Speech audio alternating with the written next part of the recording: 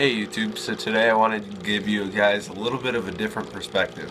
So let me know about the perspective in the comments below, if I should do it again more often or if I should stop doing it overall. So this video today is going to talk about my opinion of the top 5 aquarium fish for beginners. So to start off, before even talking about the fish, I'm going to address a common saying or myth that should be addressed in this video. So many people recommend buying the absolute largest tank that you can afford right at the start of your aquarium hobby, and I disagree, because if you have not kept any fish before, you don't know if you're really going to like the hobby. Many people end up investing a ton of money and time and effort into their tanks and then realize that they don't even like keeping fish, and they just wasted a lot of money. So what I suggest is getting a tank at least 10 gallons, anywhere between 10 to 20 gallons.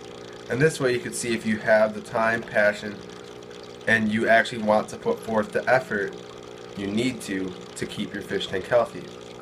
So if you kept the tank before, then by all means go for the largest that you can afford and get the best equipment you can afford as well. But enough of that. Let's go into the top 5 easiest beginner freshwater fish in my opinion. The 5 fish take into account that you will have a 20-gallon tank or less, and therefore will be smaller. If you want to see a picture of the fish, click the links in the description below. I have linked each individual fish in their rank number. So in number 5 comes the entire tetra family.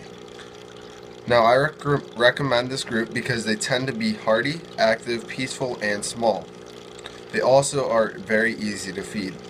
I recommend staying away from tetras that get 3 inches plus because they can tend to be a little bit aggressive, and also to stay away from cardinal and neon tetras. And this is a shocker to some people, but I suggest staying away from the neons because since they're so popular, they've been interbred so much and their immune systems are weaker naturally, and they cannot handle as much of nitrogen cycle and like the change in the nitrogen cycle, and they are a little sensitive. So number 4 on this list is the white cloud minnow. Now, although they are minnows, they do have a lot of color, and also they are always moving, fun to watch.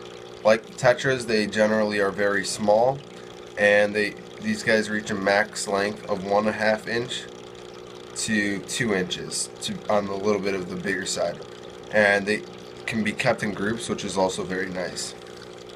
Number 3 on this list is the betta fish.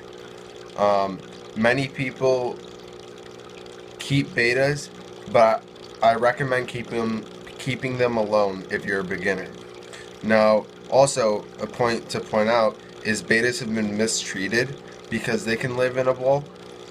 Being labyrinth fish, that means that they're able to actually breathe above water. Many people take advantage of them being labyrinth fish and disregard the fact that they are tropical fish, and don't keep them in a heated tank. I would highly recommend keeping them in a 10-gallon tank or more with a heater, and this way they'll be so much healthier and they'll get so much color as well. So coming in on number 2 of this list is the guppy. Now at times you got to be careful with this, because at times if the guppies are overbred, then they can be very sensitive to the nitrogen cycle, but a large majority of them are very hardy. They do not get very big, as you guys know, and they're always fun to watch with tons of color. So this leads to my number 1 easiest choice for beginners. And this is also something a little bit different than most people agree with. But I believe that the zebra danio or the giant danio, if you have a 20-gallon tank or bigger, they are great starters for fish. They're very resilient to water parameter changes. Zebra danios only reach about 1.5 inches at largest, and The giant Danios get about 3 to 4 inches at largest, and they're super fun. They eat like crazy. They are never stopped, and they're always moving around. They also have some cool color on them, and in fact this was one of the first fish that I've ever had. So the Danios conclude my top 5 list. Let me know in the comments if you disagree with my ratings, or if you have any other suggestions for fish that would replace them. So if you enjoyed, please like this video, and as many of you have been requesting, more videos will be out soon, so stay tuned. For more info, click the circle in the center of the screen to subscribe, and for another video, click one of the rectangles on the side of the screen.